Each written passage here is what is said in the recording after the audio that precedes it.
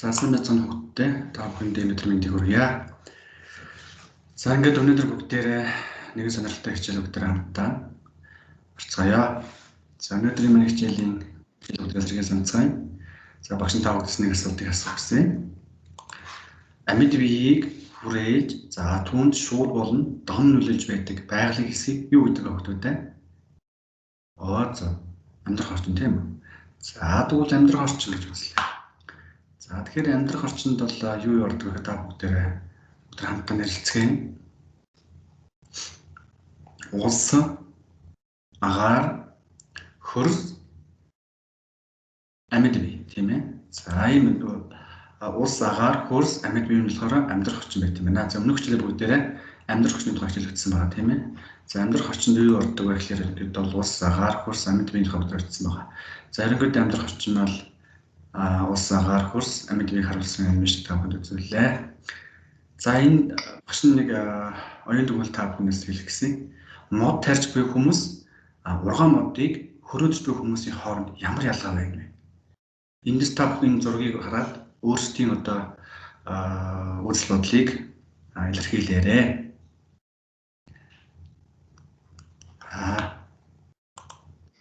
За өнөөдрийн маань хичээлийн зорилго бол экологийн нийц гэж юу болох? За түүнд нөлөөлөх хүчин зүйлсийн зүй тогтын талаар мэдлэгтэй болох ийм зорилго төшөөлж байна. За экологийн нийц гэж юу вэ? За экологийн нийц гэдэг нь тухайн зүйл, за түүний оршин амьдарч буй орчны хүчин зүйлийн нэгдлийг экологийн нийц гинэ. За экологийн нийцийн тухай хэд хэдэн эрдэмтэд өөрсдөө гэсэн үзэл баримтлалыг дэвшүүлсэн байдаг. За энэний нэг нь бол Америкийн эрдэмтэн Хатчинсон бол экологийн нийц буюу нийшнэл ухааны үндсийг Америкийн эрдэмтэн Хатчинсон боловсруулсан юм байна. За тэгвэл мөн Оросын эрдэмтэн Кавзи энэ эрдэмтэн бол экологийн ижлэхэн шаардлагатай хоёр зүйлийн организм нэгэн дор удаан хугацаагаар зэрэгцэн оршиж чадахгүй гэсэн теоремыг байдагж дэвшүүлсэн байдаг. Ерөнхийдөө бол экологийн нийцийн тухай бол эрдэмтэд бол амьдрах орчин бол зүйлийн хаяг нь. За нийц нь бол мэргэжлийн маа гэж тодорхойлсон байдаг. За одоо энэ дээр багш нэг сонирхолтой баримтыг та бүхэнд экологийн нийцийн тухай нэг сонирхолтой хэлхүүргий. За экологийн нийцийн тухай асуудлын танин мэдрэхийн наазахын ач холбогдол нь амьтан ургамлыг шинээр болон сэргээн нутагшуулах үйл ажиллагааны онлын үндслэл болно гэдэг. За экологийн нийц нь олон хэмжээнд төсөл бөгөөд байршлын, тэжээлийн, идэвхжлийн гэх мэтээр ялгаж болдог юм байна. Тэгэхээр экологийн нийцийн илэрхийллийн тухай багш надад нэг сонирхолтой юм өгсөж байна. Экологийн нийцийн илэрхийлэл нь бол амьтад амьдрах орчныхаа хүрээнд аятай таатай газараар оршиж, дуртай тэжээлэн идэж, тохиромжтой үедээ идэвхтэй гүйлдэх нь экологийн нийцийн илэрхийлэл юм аа. За одоо энэ та бүхэн Африкийн одоо энэ амьдрах орчинд амьдарч байгаа амьтдын экологийн нийцийн зургийг та бүхэн харж байгаа. За ийм одоо байх нь бол экологийн нийцийн илэрхийлэлийг хамгийн тод хэмрээр харуулж байгаа юм шүү дээ. За тэгвэл экологийн нийцийн амьдрах орчныг үздэг. Тэгэхээр нэг төрлийн амьдрах орчинд олон зүйлийн организм оршино. За гэвч тэдгээр нь тухайн орчинд оршин амьдрах өөрийн гэсэн өрнөц байр суурьтай байдаг. Энэ нь экологийн нийц юм аа. Үүнээс үзвэл олон зүйлүүд амьдрах орчноороо давхцах боловч нийтээр бол давхцах учиг юм аа. За бүгд энэ тухай мэдээлэл цаашаа үргэлжлүүлье. За тэгэхээр энэ Африкийн амьтдын амьдрах орчны нийц, ургамлын амьдрах орчны нийцийн талаар багш энэ жишээ ярьж өгье. Экологийн нийцийн тухай. Тэгэхээр Африкийн амьтдын амьдрах орчны нийцтэй багш энэ мэдээллийг бас өгье. Африкийн саванны хэд хэдэн зүйлийн өвсөн тэжээлтэн нэгэн амьдрах орчинд гаргасан байдаг. За үүний нэг тод жишээ юм бол Ирэн дэх өвслөг ургамлын оройн хэсгийг сордолж иддэг. Харин Конго-Гөрөөс нь болохоор одоо Бохгөрөөс нь бол дахин одоо үлдээсэн хэсгийг иддэг. Харин Яман-Гөрөөс нь болохоор тачир өвсөөр тус холдог байна. Тэгэхээр Ирэн дэх маань болохоор өвслөг ургамлын оройн хэсгийг сорж иддэг. Дараад нь Конго-Гөрөөс дахин үлдээсэн хэсгийг идэнэ. Харин Конго-Гөрөөсийн одоо үлдээсэн хэсгийг нь болохоор Яман-Гөрөөс тус хоолдог байна. За энэ бол Африкийн амьдрах орчны нийцээр бол багш нэг дэлхийн animation тавхад харуулж байна. За тэгвэл энэ ургамлын амьдрах хүчний нийцээр багш нэг сонирхолтой мэдээлэл өгөх гэсэн. За энэ ургамлын амьдрах хүчний нийцээр бол ялгархуулах химийн бодисоор нэг ургамал нөгөөгөө дарангуулах үзэгдлийг аллелопати гэж нэрлэдэг. Өөрөөр хэлбэл аллелопати бол энэ аллелохимикал буюу аллелопати үзүүлэх процессыг өөрөө ялгаруулдаг. За түүнийхээ тусламжтай эргэн тойронд байгаа амьд ургамлыг ургах нөхцөлийг дарангуулад өөрөө ингээд ургах нөхцөлийг бүрдүүлж байгаа. Энэ бол нэг өсөндөө хар хүчний мод дээр бол багш жишээ авч байгаа юм аа. За тэгвэл одоо энэ экологийн нийцийн тухай нэгэн сонирхолтой баримтыг багш та нартай хүргье.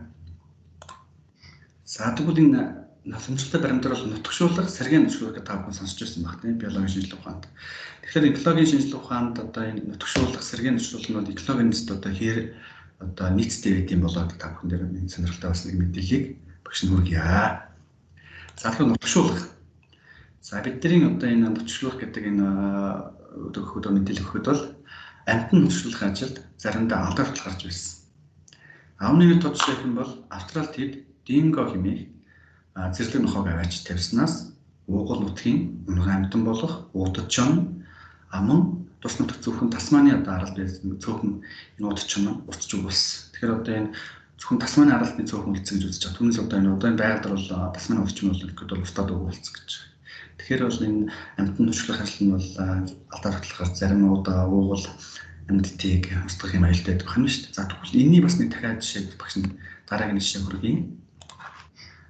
За бидний хэм одоо мэдэх сайн мэдэх тийм ээ. За бас тулаан тайлтай хүүхдүүд байх тийм ээ. Тэгэхээр энэ малтагчин туулааны талаар бас мэдээлэл өгч нөх гэсэн.